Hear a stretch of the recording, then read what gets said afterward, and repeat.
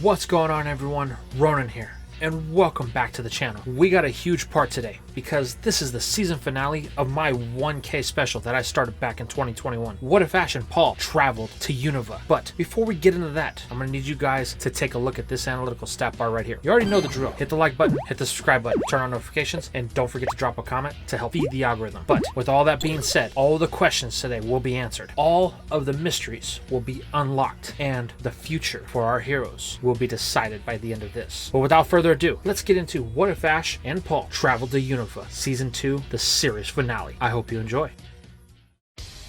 We begin today's video exactly where we left off in the last part. Paul staring down Getsus, ready for a battle. The lab coat-cladded scientist has one simple request for the boy: hand over his black stone, and they can part ways as friends, colleagues. However, Paul tells Colorus that only a fool would dare challenge a wielder of one of the stones, especially when they are all alone, knowing full well that Colorus is in possession of the stone that Ash once had. However, Paul is in for a big surprise, as he's operating under the assumption that only him and Ash have the ability to use the power of these legendary creatures. However, this response is met with nothing but a slight chuckle from Colorus. You assume too much, boy. You think that just because you were chosen by one of the dragons means that you're the only one that can wield the dragon? Well, allow me to show you the true power, the unbridled rage of a deity long forgotten by its people. Just then, a shadow casts from above. Turning his head skyward, Paul views a sight that he hasn't seen since Castelia City,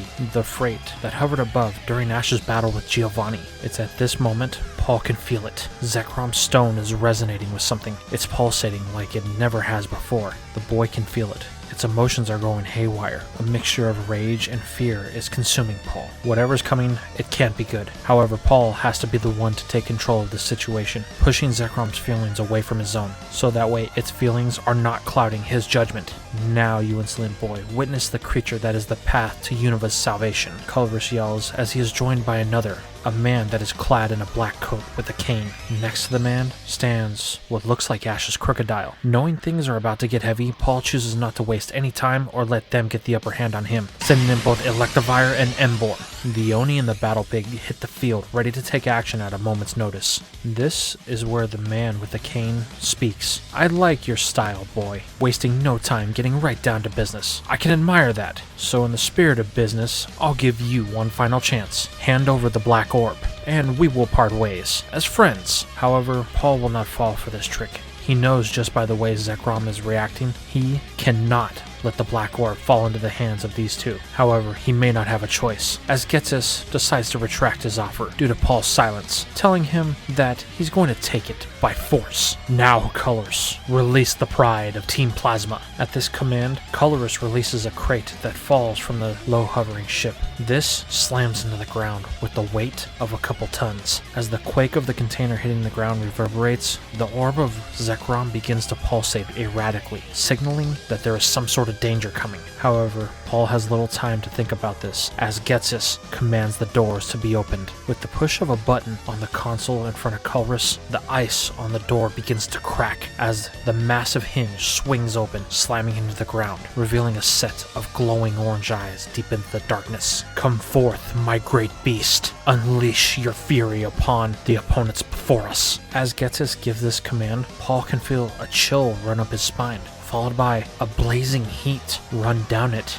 What happens next are slight tremors as the beast emerges from its cage, something that Paul has never seen before. This creature is addressed as Kyurem. However, there's something off about it. It seems to bear some sort of resemblance towards Reshram. Knowing something ain't right, Paul demands to know what that abomination is, to which Colrus and Getsus both laugh, happy to oblige the young trainer. This is Kyurem, a dragon that was once worshipped and revered throughout ancient Unova. However, in the distant past, those who feared its power sought to weaken this great and divine creature. So in order to do so, they separated it, draining it of its power and creating the black and white orbs. With its power drained, Kyurem was left to suffer alone in darkness, while the humans took the orbs and hid them in spots around Unova. Over time, the orbs eventually grew a consciousness, evolving into the Pokemon you know as Reshiram and Kyurem. They were never meant to be unnatural, part of another creature.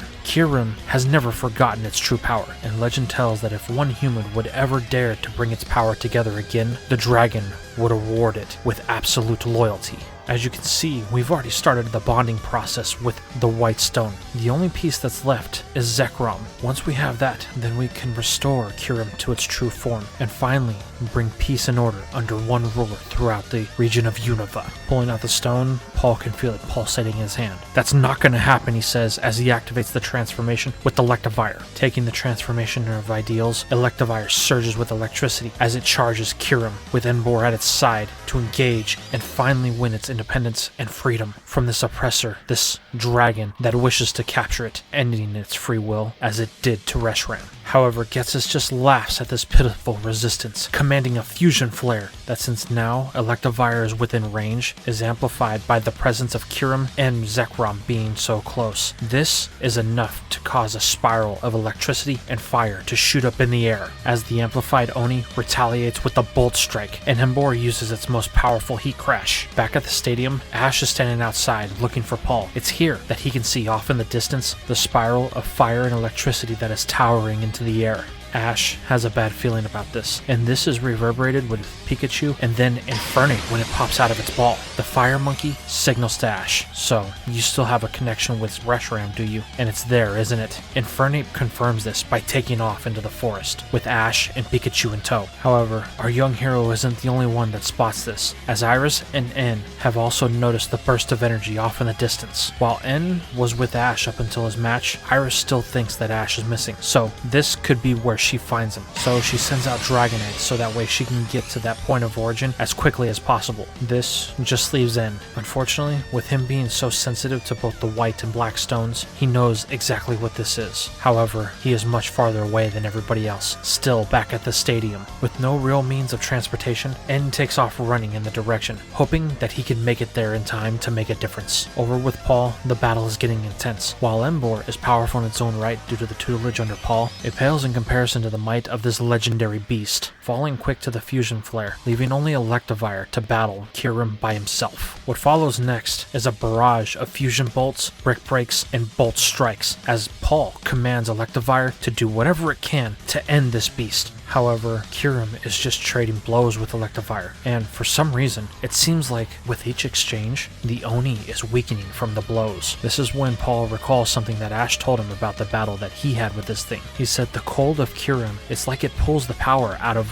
whoever it's battling, especially when it comes to Reshiram or Zekrom. It quickly drained Infernape of all of its energy, forcing the fusion to end. Paul can see it in the Electrotype. Electivire is beginning to breathe heavily. Though the Oni has great conditioning, it may not be able to maintain the fusion for long. Knowing he has to end this, Paul orders Electivire's most powerful Bolt Strike, bring every bit of electricity that the Oni has down on this dragon. However, as the Oni prepares to attack, that's when it happens. A flash of light, and then the orb and Electivire separate, as the Oni drops from exhaustion, overworking itself in the transformation while in the presence of Kyurem. This is where Ghetsis orders a counterattack. He tells Kyurem to use a fusion flare, end the boy and the Oni. However, Colors reminds Ghetsis that Alder won't be pleased with this. However, Ghetsis shrugs it off, saying that Alder played his part, and as long as he gets what he wants and Team Plasma gets what they want, everybody's happy. And besides, since the other boy got away, we gotta make sure that this one can't find his way back to him.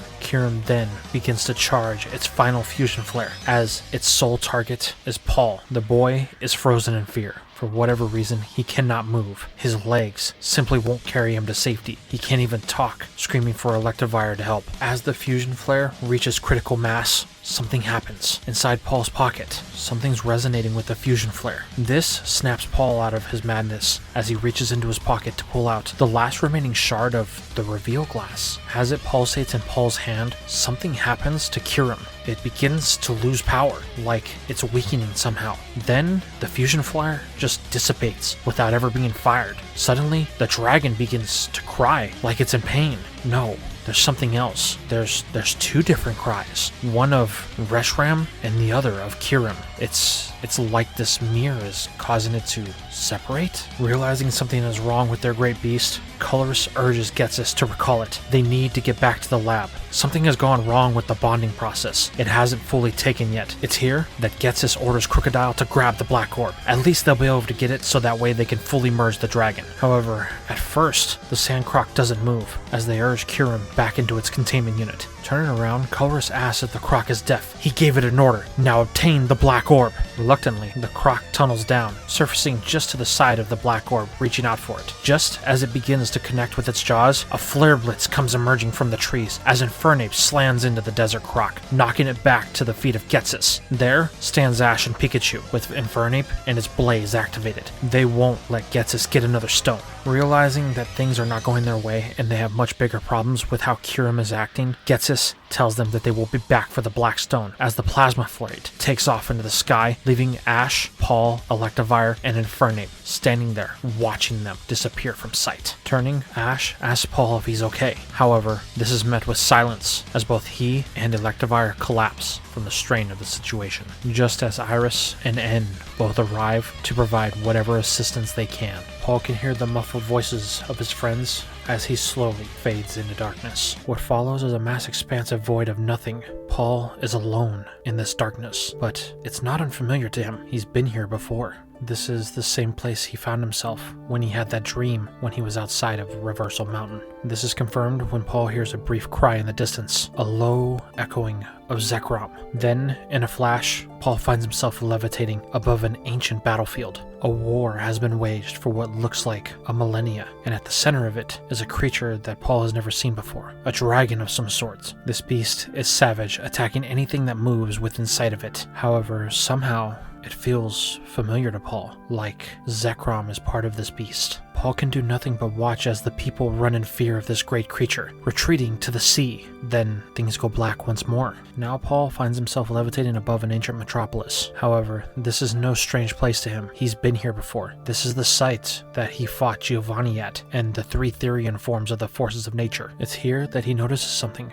Meloetta and the forces of nature. They're coexisting in peace and harmony on what seems to be a man-made island out in the middle of the ocean. The humans, they retreated to this place and built a paradise away from the great beast that hunts them. Life is tranquil, and the humans seem happy as they live behind the shield of their great protector, Meloetta, and her three guardians. It's here that the skies darken, as the once ancient fear that hunted them for so many years, finally tracking down its prey after so many centuries. Though these humans appear weak, they are far from it. They have spent their entire lives waiting for this one moment. They knew it would come, they just didn't know when or what generation that this ancient beast would peek its ugly head out once again. Activated in the defenses of their great city, Meloetta takes its place on the altar of melodies, and with its great song, it is able to resonate with the reveal glass, activating its power to reveal the truth in its reflection. The three Therian beasts take to the sky, doing battle with this ancient dragon. This is a battle of life and death between nature itself.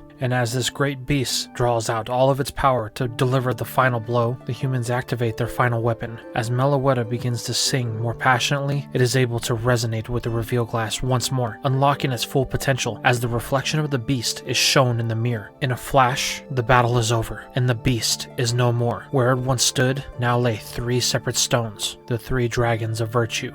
One of black, one of white, and one of gray. Relieved that their plan worked, the humans begin to celebrate. However, there is a realization in this victory. They can never let this ancient beast be whole once again. So, now able to reclaim the land of their birthright, the humans take back to the mainland of Unova, building three separate altars to house the three separate stones. The altar of white by Twist Mountain, the altar of black on Reversal Mountain, and the altar of gray in the Giant Chasm. And there, the three stones lie dormant for many centuries until they began to awaken one by one and slowly beginning to play a part in Unova's development as a land. However, while Zekrom and Reshiram provided value, feeding nature's energy into the land itself and helping the region sustain life, Kyurem, on the other hand, was an empty shell, void of any and all emotion. While Reshiram and Zekrom had cycles of awakened sleep, Kyurem did not share this same sentiment, choosing not to find a new purpose, but to grow in resentment and long for the life that it once had, the power that it once wielded. However, weakened from the separation of its other parts, Kyurem could do nothing but lie in darkness, awaiting for the day it could reclaim the light. And over time, the three dragons were forgot about,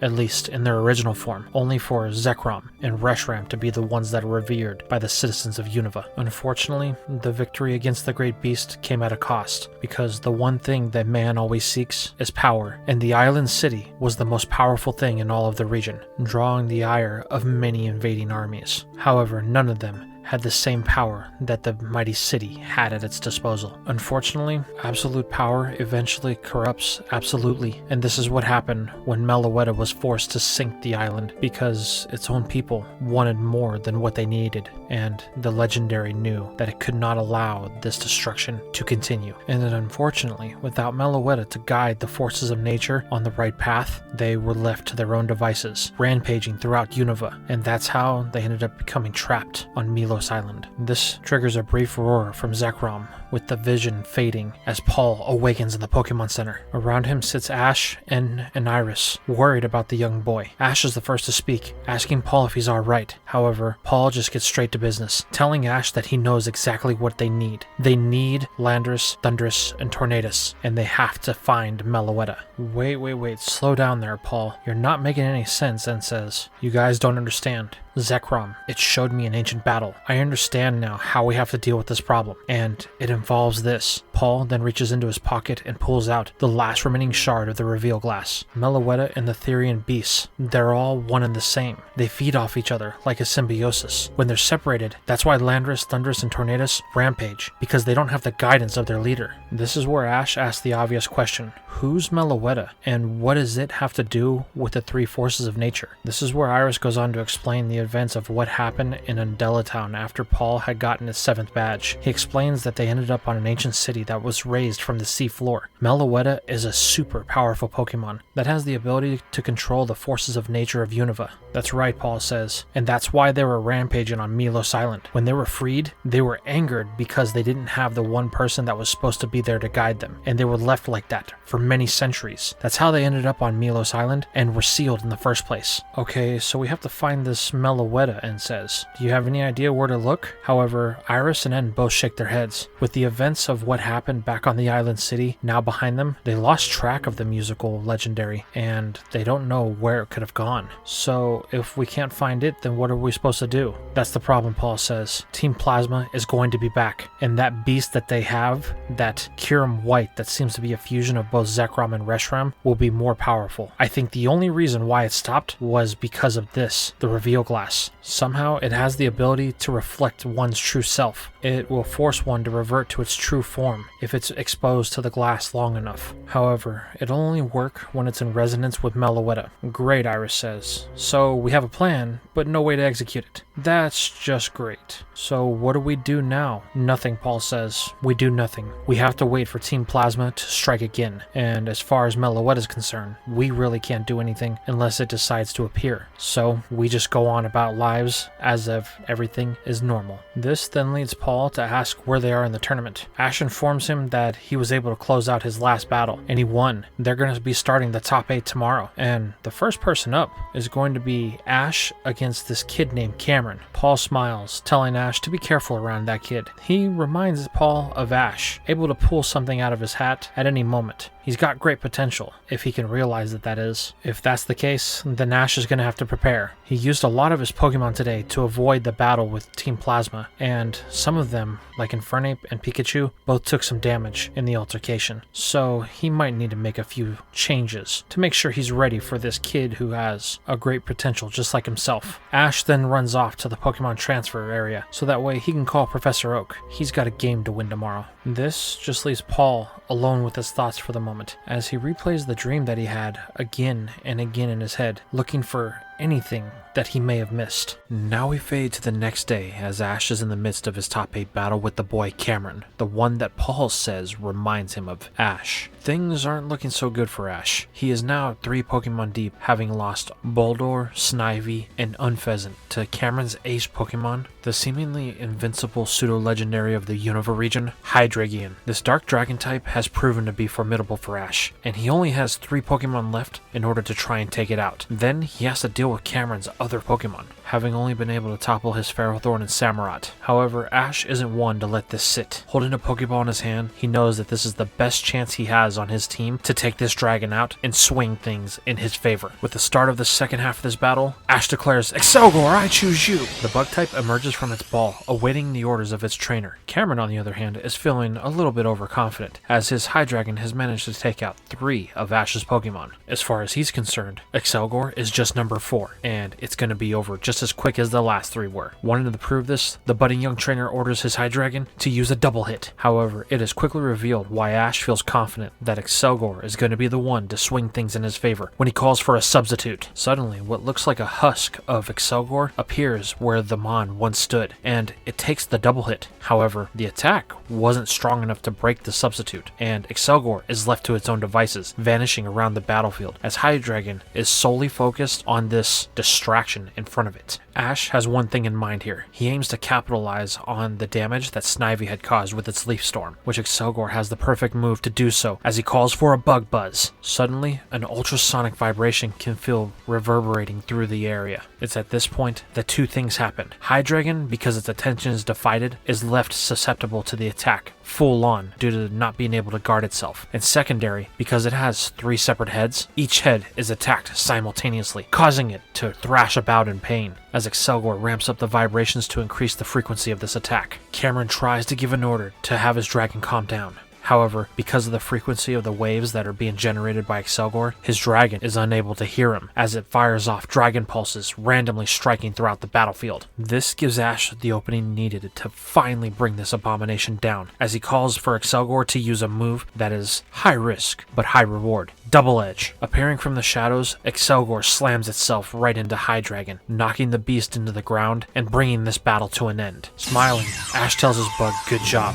He knew that it can do it. Cameron, on the other hand, is a little bummed. He was expecting Hydreigon to be able to carry him all the way to victory in this match. However, he's not worried, as he does have other Pokemon that can do just as equally a good job as Hydreigon could. So, he recalls his pseudo-legendary, readying his next Pokeball, as you hear, "Lucario, you're up!" As things get intense in the top 8 battle, we shift gears as we find ourselves with both Paul and Nen as they are discussing the events of the prior day. Nen tells our young hero that he has to be vigilant. Team Plasma won't give up so easily. His father won't give up so easily. He knows that at some point they're going to be here. He doesn't know when, but he can feel the presence of Reshiram. It's close. Peering into the shard of the reveal glass that Paul has into his hand, Paul says that he knows. Zekrom has not stopped with its alerting to the vibrations, trying to tell Paul that danger is imminent. Clutching what remains of the glass in his hand, Paul tells Nen not to worry. He will do whatever it takes to separate Reshiram from that monstrosity and restore the balance of the Unova region. As those two continue talking, we find ourselves with Iris as she is walking down a corridor. She and Axew got a bit hungry, so she decided to go get something to eat from one of the concession stands. However, she is stopped dead in her tracks when she comes across a very peculiar sight. Alder and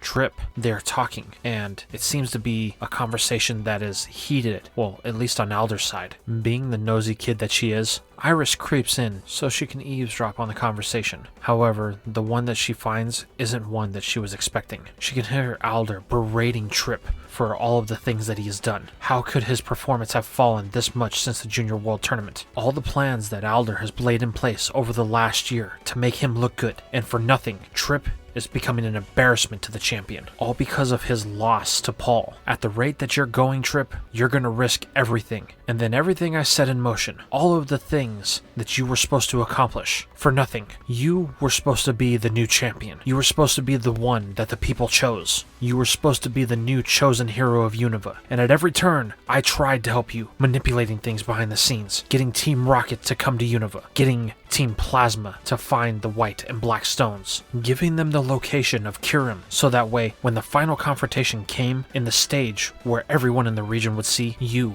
would be recognized as the new hero, and I would be able to retire gracefully, knowing that my grandson would be the future of the region. But you risk it all by having your confidence shaken by a loss to some unknown trainer. This is unacceptable. I don't know where that grit was that you had in the Junior World Tournament, but you need to find it again, because like it or not, you are going to be the one to take down Team Plasma when they attack. Then Alder storms off out of frustration with his grandson, leaving Trip just standing there, staring at the ground, almost like he's torn between what he knows is right and wanting to please his grandfather. Iris, having overheard this, knows that she needs to tell Paul, Ash, and En, so she rushes off as quickly as she can before anyone notices that she is there. Now we cut back to the battle with Ash and Cameron, or the ending to it. Ash has been declared the winner, as he still had Whirlipede standing, while Cameron forgot to bring a 6th Pokemon. Due to the sheer incompetence of this boy, Ash is going to be able to move on to the top 4, leaving Cameron to apologize to Lucario and the rest of his Pokemon. He didn't know that he was going to need 6 at this point, though he's still proud they were all able to make it to the top 8. Now that round 1 is concluded, this means Paul is up, as his round 2 opponent and him are called to the battlefield for their full 6-on-6. Paul walks off, telling En that they will continue this conversation after his match. This should be a quick one, as he's tapped into his reserves, and they're some of his oldest and strongest Pokemon. This leaves En standing there, trying to figure out what to do next. He doesn't believe these two boys. While he detests the whole Pokemon battle thing, En has come to recognize that it is part of the culture of Unova, and the rest of the world for that matter. But these two are going on it like nothing else is happening, nothing else matters, like the world isn't in danger. It's kind of frustrating to the green-haired boy. However, he doesn't have much choice in the matter, considering he is just the voice of the Pokemon, not their actual avatars. This is where we find Iris running into Ash, as he has departed from the battlefield and he's heading to the Pokemon Center to get his Pokemon looked at after his 6-on-6 with Cameron. Out of breath, Iris spills everything that she heard from Alder and Trip, but her statements are incoherent and Ash is having trouble to understand her. It's not until Iris takes a breath and is able to articulate everything that Ash is able to see the full picture. Come on, we have to get to En, Ash says, as they begin to power walk to the last spot that he saw Paul and En standing above the battlefield as they were watching Ash's match. Now we find ourselves on the battlefield at the end of Paul's match. Like he quoted En, it was rather quick. The standout Pokemon that Paul used here was Ursaring, Magmortar, and Torterra. As Paul recalls Torterra readying himself to exit the battlefield, he looks up to see En, Ash, and Iris staring down at him with a look of seriousness. Knowing that something has changed, Paul rushes out of the arena to go meet with his friends. This just leaves the last of the top 8 matches, which the first match up is Virgil and his Evolution squad. While he does have a little bit of trouble, his Umbreon is able to carry him to the win, leaving just Trip in the last match. While it seems like the young trainer's confidence has been shaken even more, he is able to pull out the win when his superior goes the distance, outlasting its opponent and winning Trip's top 8 6-on-6. This brings the top 8 matches to a close, with Ash, Paul, Trip,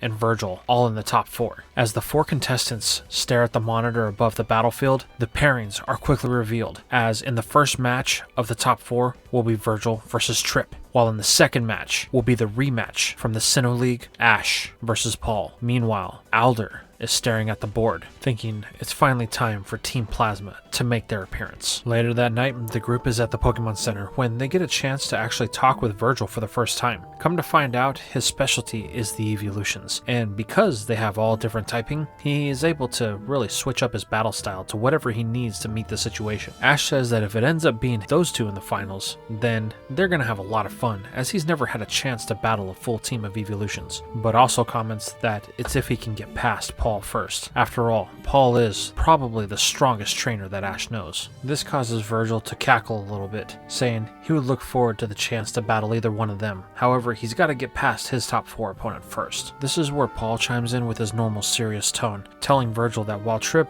appears to be a strong trainer, his confidence has been shaken, and if he uses that to his advantage, then he'll have an easy win and make it to the top 2. Paul then stands up and walks outside to get some fresh air, with Virgil commenting that Ash's friend is kind of a serious trainer. However, Ash just replies saying that Paul only wants to battle strong trainers, and if you want his respect, you have to prove it to him. The only way to do that is to beat him decisively. Well, if you have his respect, that must mean that you guys had your fair share of battles, Virgil says. Ash just smiles, reminiscing about the times that he had in Sinnoh when Paul was his main rival. Now we cut to the next day, and we find ourselves in the top 4 match between Trip and Virgil. The match is about halfway through. Both trainers are down to just 3 Pokemon each. For Trip, he suffered heavy losses in the form of his Unpheasant, Chandelure, and Conkeldurr, while Virgil has lost Umbreon, Espeon, and Eevee. They're in the midst of starting the second half of their match, with Trip sending in his starter, Serperior, and Virgil answering with his Glaceon. The two pan out as we begin to see who is observing the battle. There's Ash and Paul, who are viewing from different parts of the arena, as they prepare for their rematch. Iris and N watch on from the crowd, searching for any signs of the true threat that is upon them. All the while, from above everyone, the current champion of Unova, Alder, sits, watching the match of his grandson, and thinking that it is almost time for the true show to begin. This is where we find ourselves back on the battlefield, with Trip and Virgil down to their final Pokemon. Serperior has proven its resolve as Trip's starter and ace, as it stares down at Flareon, who is preparing the final strike at the command of Virgil. However, as the final strike is prepared to be launched, almost like it was planned, the plasma freight descends from the clouds hovering above the stadium, announcing that it is here that Team Plasma will begin its dominance over the Unova region. Right on cue, Alder thinks to himself as he begins his descent down to the battlefield. However, his attention isn't the only one that's grabbed, as Ash, Paul, N, and Iris all begin making their way to the stadium floor to prepare for this altercation with Team Plasma. However, they're going to have to hurry, as hordes of grunts have begun to descend from the freight, fanning out within the stadium so they can set up a perimeter so that no one can escape. It is here that the voice who is on the microphone continues to ramble, telling all in attendance they are about to bear witness to the new ruler of the Unova region, as the freight begins to descend, hovering slightly above the battlefield, dropping its gates, allowing some sort of monstrosity to descend from the bowels of the ship. Shivers and chills run down the spine of all in attendance as this creature of ice and fire makes its presence known, demonstrating its powers by immediately turning its sights on Virgil and knocking out his Flareon. This is where Alder interferes, declaring that whoever they are, they will not violate the sanctity of the Pokemon League, so he will be their opponent, as he sends in his Bouffalant to engage with Kyurem White. However, just like they planned, the champion is made quick work of by the overwhelming power of the legendary, quickly squashing his whole team of 6, leaving just Trip to stare down this legendary dragon of fire and ice. Still playing the part, Alder tells Trip that he is the only one that can stop these evildoers. Use his Pokemon and everything he's learned on his journey. Become the hero that Unova needs. However, for the young boy, his emotions are torn. Everything he's known and learned over the past year, plus all of the things that his grandfather has taught him, they're all at odds with each other inside of him. He doesn't know the correct path, which way he should turn. This is where Alder begins to show signs of frustration with his grandson, urging him to become the hero that Unova needs. Not wanting to let his grandfather down, Trip takes his position to play the role that he was brought up to do, telling Serperior to engage with Kyurem. What follows is a less than convincing battle, as it appears like Kyurem is more docile than anything, as Serperior lands its blows one after another. Kyurem is just taking the hits, not really doing anything to retaliate. This is where something happens with Serperior. It's been battling so long that its overgrow has started to activate as it glows in a green aura. This is it, Alder thinks to himself. He screams to Trip, "Now, do it! Use your ultimate technique. Drop the dragon and claim your rightful place." Doing as he's told, Trip commands for an overgrown leaf blade that strikes Kyurem, appearing to end this battle. However, it quickly becomes apparent that this is not the case, as a maniacal laughter begins to ring out from behind Kyurem, much to the surprise of Trip and Alder. "Aw, it doesn't look like your little serpent has what it takes to take down the mighty legendary. Now does it, boy?" Getsis retorts as he begins to cackle to himself even harder. This begins to frustrate Alder as he demands to know what Getsis is doing. They had a deal. He gave them everything they needed to enact their plans. The only only thing he asked was that they lose to Trip so he can claim the place as Unova's next champion. But Getsus simply tells the old dog that he's had a change of plans, a change of heart. He doesn't see Trip as the hero that Unova needs. As a matter of fact, the only person that could rightfully lead Unova into its future is Getsus himself. And without hesitation, the old man orders a glaciate aimed at both Superior and Trip as the two stand there, frozen in fear. Alder wants to respond in kind, however, he's unable to, as in order to make the show believable, he allowed his Pokemon to take more damage than they should have. The only thing the old man can do is curse Getsus and watch as his grandson begins to be enveloped by ice. However, fate and luck is on Trip's side as Iris comes soaring in on Dragonite, able to save the young boy and his starter from imminent doom as they carry him off into the air, just as Ash and Paul arrive on the scene. The two boys confront Getsus, demanding that he stop this tirade and release Reshiram from the control of this monstrosity. However, the old man just laughs, telling the boys that their efforts are futile. Once he has the Blackstone, Kyurem will be complete, and his takeover of the Unova region will begin to take shape. While Getsus prepares for his next attack, another very real threat makes its presence known, as Alder, now seething with rage at the sight of Paul, makes his presence known. Now angered that his plans have failed, he wishes to aim his frustration at a certain person, and the one that he thinks is the cause of all of his failures is Paul. Now, while Alder's Bouffalant did take a lot of damage from battling with Kyurem, he still has his Excelgor, and he aims to use it to make an example out of Paul, and to make himself feel better after everything that has happened today. With their backs to each other, it becomes very clear at this moment that neither Ash or Paul are going to be able to get out of this without having to split up and battle each of these people separately. Paul elects to be the one to battle Getsus, seeing how he still has access to a stone and the best chance to beat this monstrosity Kyurem. However, Ash makes the argument that it should be him that starts to battle off with Kyurem, and he has a really good point, telling Paul that he has actually battled this thing before, so he has a good idea of what it's capable of. And not only that, but Kyurem seems to have the power to negate the abilities of the stones when they're close to him. That's what it did when Reshiram was around, so why risk that with the Blackstone? Let him, Infernape, and Pikachu handle Kyurem while he battles with Alder. And then once Paul and Electivire clear that problem, they can come join Ash and the rest of his Pokemon as they battle with the legendary Titan. While Paul doesn't like this, he knows that Ash is right, so he tells him to hold off Kyurem as long as he can. He will deal with Alder, and then he will return. However, he knows one thing is very true. They need to put distance between Kyurem and the Blackstone. That way, its strikes will be the most efficient. Realizing he needs to get on the move, Paul takes off running, telling Alder that if he wishes to battle him, then he's going to have to catch him first, causing the champion to become even more upset at this boy's outlandish request. However, he does need something to take his frustrations out on, and if Paul is going to give him the opportunity, then who better, considering it's Paul that ruined all of his plans after that battle he had with Trip,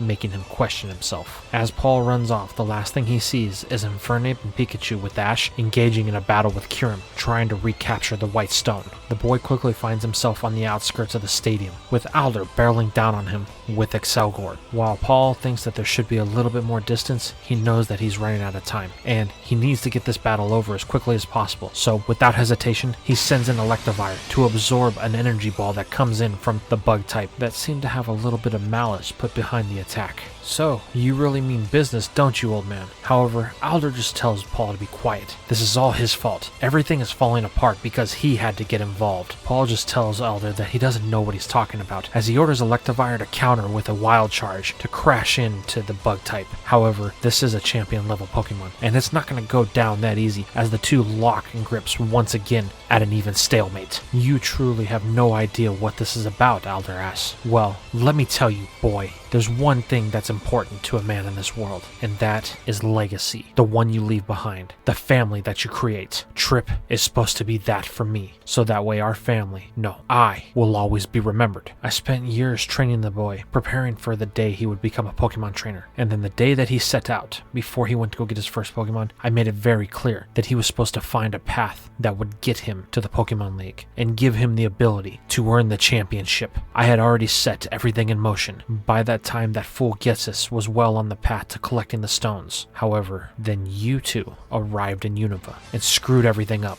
Trip was on an excellent path. He understood power. He had developed an excellent champion level team with the resolve to take the win. That was until you shattered his entire world with that demonstration of power that you used at the Junior World Cup. Ever since then, he hasn't been the same. He's unable to focus. His Pokemon, they've lost their edge, and you are the one to blame. Alder tries to continue to go on his tirade, only for Paul to interrupt him. You're pathetic, old man. You really think that the path that you set your own grandson on was the best one? Let me tell you something. I walked that path myself, and it was one of loneliness. Fortunately, I had my brother and Ash to help point me in the right direction. It allowed me to see the error in my ways and correct the course I was on, because if I wouldn't have, then the place I would have ended is a place that no one should ever have to go to. Then a tone shift happens in Paul's voice as he begins to bear his frustrations to Alder, telling the old man that it's selfish of what he's done to Trip, and he won't allow it to continue any longer, as he initiates the fusion with Zekrom and Electivire, commanding a fusion bolt that levels the bug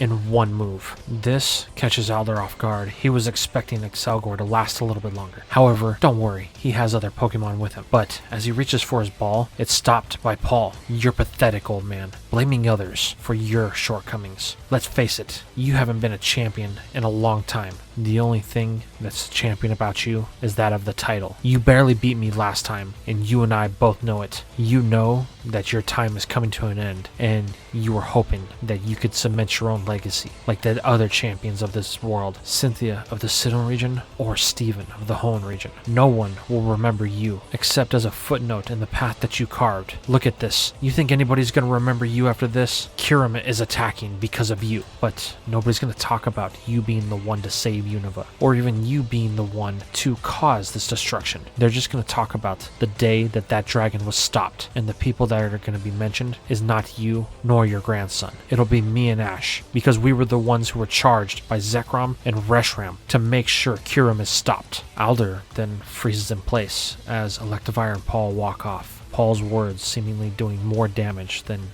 any Pokemon attack ever could. Back inside the stadium, things are in full swing in battle. Infernape and Pikachu have engaged Kyurem White, using all of their power to try and stop the legendary beast, with Ash being in their eyes to prevent any major damage from any of its legendary attacks. While they have Kyurem distracted and has enlisted Iris and Dragonite's help in order to get close to his father to try and reason with him. However, as the two land in front of him, they are met with his lethal protector, Crocodile, the Pokemon that would die for Colress. That's good, my pet. Keep them at bay while Kyurem ravages everything in sight. Father, you have to stop this. We can't allow Kyurem to rampage like this. Can't you see? It being part of the other two dragons is unnatural. However, Getsus just ignores his son, telling Colress to turn up the frequency of his machine to full power, commanding Kyurem to end this struggle once and for all. This is where Iris has the idea that if they won't listen to reason, then they will react to force, as she orders Dragonite to use a Thunder's Punch and smash the device that Colress is holding. However, the dragon is stopped dead in its tracks when the blow is absorbed by Crocodile, using his ground typing to dissipate the electricity of the punch. Getsus merely laughs. You two are fools to think that you would ever have any ability in stopping me. That Crocodile would die to protect me. Did you forget, Anne? It wanted nothing more to be part of my elite squadron, and it was willing to do whatever it took, even playing with a pathetic brat like you. Though you two did have something in common, you were both weak among your peers. However, Crocodile chose not to embrace that weakness. Rather, it searched to find strength and to do whatever it took. That's how it ended up here today, serving me as my dreams of a unified region and absolute power are on the brink of being realized. And once this dream of yours is realized, Father, then what? What'll happen to everyone? What'll happen to Crocodile? To me? To all those that oppose you? Getsus simply chuckles. Tools are meant to be used, and once the tool no longer serves a purpose, well, it's discarded. Kyurem is all I will need once my plans come to fruition. This is where N begins to plead with Crocodile. Don't you see, my old friend? My father is just using you. He doesn't care about you or your well-being, just as he did with me. He only wants you until he can no longer use you. Please, come back to us. Be the friend that I once knew. Getsis just laughs as Crocodile stands there doing nothing. You see, this mindless beast is loyal to only me, just as Kyurem is. Crocodile knows its place and will never stray from it. Hearing Getsis talk like this triggers something in the desert croc, as it drops its guard and begins to tunnel underneath the ground below them, allowing Dragonite to pass through and connect with Colress and the Thunder Punch, smashing the device as Iris had ordered it. No, you insolent boy, what have you done? That was the only thing controlling Kyurem, and now that you smashed it, it will rampage and destroy everything until it finds what's missing. And almost like clockwork, this begins to happen as Kyurem begins to surge in fire and ice as its power begins to reach an overwhelming level that pushes back both Infernape and Pikachu. Even Infernape, with its blaze activated, is barely able to stand up to this legendary power. Both of the Pokemon are doing their best to protect Ash from any type of damage as he is directly behind them. The moment they drop their guard, Ash will be consumed by the fire and ice. However, they are slowly beginning to falter as their energies are slowly beginning to drain. Looking back, both Pikachu and Infernape can see that Ash is slowly becoming singed and burnt by the cold ice and the hot fire. They're gonna lose this one, whether they like it or not. That is, until they notice something at the base of Kyurem's feet. Something is happening. It's like the dragon is losing its footing and it's beginning to sink into the ground. It causes the beast to temporarily halt its attack as it tries to regain its footing, as Crocodile pops out of the ground in front of both Infernape and Pikachu. Just as this happens, Paul and Electivire enter the stadium as it is fully charged with the power of Zekrom. Joining them is Iris and Dragonite. She tells them that this is their only shot. The machine that was controlling Kyurem has been smashed, which means once it frees itself from that sand tomb, it's going to start to rampage and it's going to attack everything and anything in sight. It's here that Paul has an idea. He tells everyone that they need to all attack at the same time. They can't hold anything back. If they do, then this won't work. At this, both Infernape and Electivire begin to surge with flames and electricity respectively, ready for their part. Pikachu and Dragonite begin to spark with their most powerful electric attacks, ready to take on this responsibility. This just leaves Crocodile. Ash asks if it's willing to battle with him again. He doesn't want to control it, he just wants to be its friend. He never wanted anything more than what was best for it. The Desert Croc stares at Ash and then back at Kyurem flailing in the sand as Getsis loses his mind trying to regain control of the situation. For a moment, it's silent. That is, until N speaks up.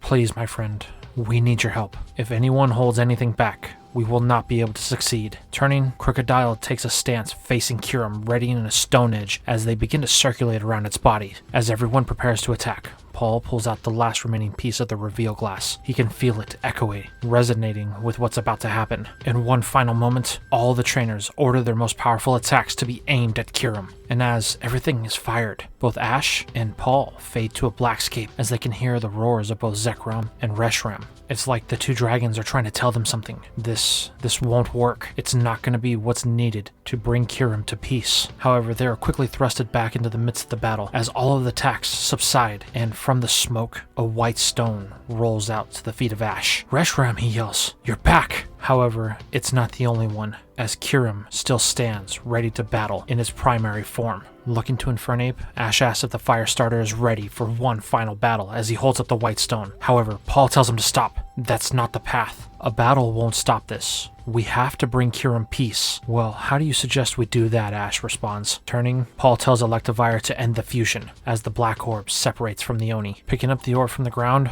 Paul says there's a long shot, but if we wish to bring Kyurem peace, then we need Meloetta. Its song was able to tame the savage heart of Kyurem once before. It can do it again. It's here that Paul holds up the black stone next to the piece of the reveal glass. You see, they are vibrating in sync. Their resonance are one. It's here that Paul tells Ash to present the white stone. If they use the black and white stones in tandem with the reveal glass, then they may be able to get the result that they need. Willing to try anything once, Ash does as Paul asks, presenting the stone as it begins to vibrate in tandem with the black stone and the mirror. At first, nothing happens as Kyurem begins to ready its next assault, making everyone extremely nervous. However, Paul says wait. He can hear it off in the distance. It's low, but it's coming. At first, nobody knows what he's talking about. But then Iris can hear it too, followed by Ash, then N. It's getting louder and louder until a bright flash and then something stands before them. Meloetta, Paul says, "We need your help. Please calm the heart of Kyurem once more." While all this is going on from different parts of the stadium,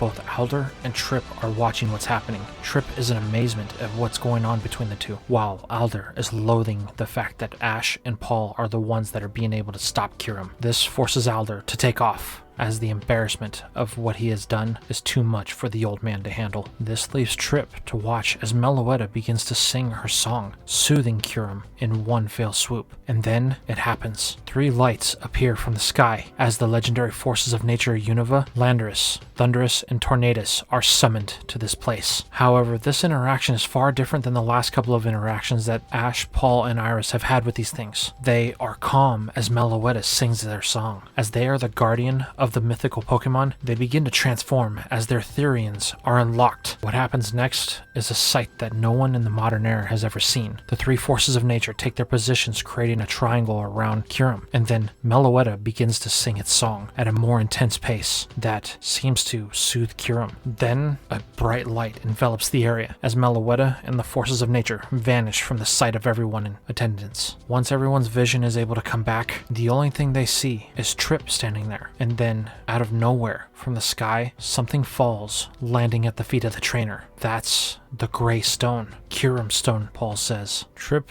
picks up the orb as it, the white, and black orb all resonate at the same time. Can't be, Paul says. However, N stops him. It is. This was Kyurem's choice. A creature with no virtue and a trainer that is seeking a virtue. They have chosen each other, whether you want to believe it or not. Wait, so this is for me, Trip says? It seems that Kyurem has chosen you to be the human to bestow his power upon. Don't waste it, N says, as you never know who or what may be after it. N just stares into the gray stone, unsure of how to react. As we fade into the night with everyone at the Pokemon Center, Ash and Paul are talking about everything. They have a battle that is actually coming up. Even though Team Plasma attacked the league, things were merely postponed by a week, so they're going to have plenty of time to get rest, so that way they can have a top tier battle. However, that's not going to be the subject of their conversation. The conversation is actually about Trip and Virgil. You see, the grandson of the champion, be embarrassed about what happened and unsure about his place in things, dropped from the tournament. Nobody knows where he went. That made Virgil the automatic winner, which means that whoever wins out of Ash and Paul's battle is going to be the one to face Virgil in the finals. The 2 trainers smile as they know that in a week, they're going to have the most intense battle that the Unova League has ever seen. And now we cut to the closing ceremonies as Virgil stands victorious with Paul in 2nd place and Ash in 3rd. All parties seemingly satisfied with the outcome of everything. While Ash and Paul's battle was intense, they treated it like it was the finals and gave everything they had for the win. Unfortunately, Infernape wasn't able to capitalize over Electivire this time, and when its fusion failed, it lost, giving Paul the victory that he wanted over Ash for the last year or so. And because Paul went all out in his battle with Ash, that left him unable to prepare for Virgil in time, as most of his top tier Pokemon were badly injured in their battle with Ash. So he went with a whole new team. Fortunately, the diversity of the evolutions was too much for Paul to handle, and he just couldn't capitalize to get that win for the Unova Championship. Now we find Ash, Iris, and Paul as they watch the torch of the Unova League competition be silenced for one more year. This is where Ash and Paul turn to Iris and N. They thank them for the time that they had on their journeys and all of the experiences that they shared. They will never forget this. It's here that Iris asks Paul and Ash what they're going to do. Ash tells Iris that he's going to head back to Pallet Town. Unfortunately, he's a little homesick, so he wants to see his mom and his other Pokemon before he decides to go out on another adventure. But he's got to take the White Stone back to the Altar of White first, so that's going to be his first stop. However, N stops Ash and Paul before he can say anything. He tells the 2 that they don't have to take the stones back right away. Because of the battle with Kyurem, all of the nature energy that those 2 had been gathering over the last century or so has been dissipated, which means that they're going to need to travel some more. And if they're up to it, N thinks that the dragons would want to stay with these 2 trainers for the time being until they've gathered the necessary energy to be fed back into Unova. Well, if that's the case, then I have an idea of where I'm going to go. But first, I'm heading back to Veilstone and Sinnoh so I can see my brother, Paul says. It's been a wild ride, and Iris confirms that she'll be heading back to Opelucid City so that way she can train under Drayden. She wants to be able to master Dragonite and the rest of her Pokemon because she has plans on becoming the Unova champion since Alder has become MIA. And as for N, well, he had Ash make a very hard decision. He told him that it would be best if Crocodile stayed with the green-haired boy for the time being, so that way it can learn to trust humans again. While Ash is sad that he won't be the one to be able to get through to Crocodile and change its outlook on everything, he did tell it that he would do whatever's best for it, and he does understand the reasoning why. So he hands over its Pokeball to N, telling him to take care of the Croc. And then, before they head off, Ash looks at Crocodile, saying that one day he'll come back, and he'll want to challenge it to a battle to see how strong it's gotten. The Desert Croc says nothing, but he does doesn't acknowledge Ash, as its trainer, the one human that actually showed it kindness other than Eden, walks off into the sunset with Paul as everyone parts ways. About a week later, Paul finds himself back in Veilstone City and in the company of his brother. It's here that the two are trying to catch up, and Paul tells him about everything that happened in the Unova region, then shows him the Black Stone of Zekrom. Reggie cautions Paul, telling him that just because Team Plasma is no longer after Zekrom, that doesn't mean that other people may not hear of it and come after it, so just to be cautious. Paul goes to retort, but they're stopped by a knock on the door, so they could decide to go see who it is. But to their surprise, it's the regional champion, Cynthia. She's actually come here to see Paul. She heard about what happened in the Unova region, and she wants to challenge him to a battle to see how much stronger he's gotten. Paul, wanting a chance to have a battle with no stakes attached to it, agrees to this, as long as it can be a one-on-one. After all, he has his eyes set on a new region, just not sure where it is yet. Cynthia's more than happy to oblige this, as long as Paul will show her this new power that he discovered in Unova. Paul is more than happy to, as the two take the battlefield behind Richie's house, and he sends in Electivire, and then he activates the Stone of Zekrom, as Electivire takes its ideal's form. That's pretty impressive, Cynthia says, as she sends in Garchomp. But I have a new trick of my own, as she declares, Keystone, make our hearts one. And this, my friends, is where we are going to end this series. So tell me, how did you feel about this finale? How did you feel about the revelations with Alder and how he was pulling the strings behind everything? How did you feel about the outcome and how we resolved the issues with Kyurem White and Meloetta being the guardians of the forces of nature? And of course, what do you think about Paul getting to keep the Black Stone and Ash getting to keep the White Stone? Let me know in the comments down below.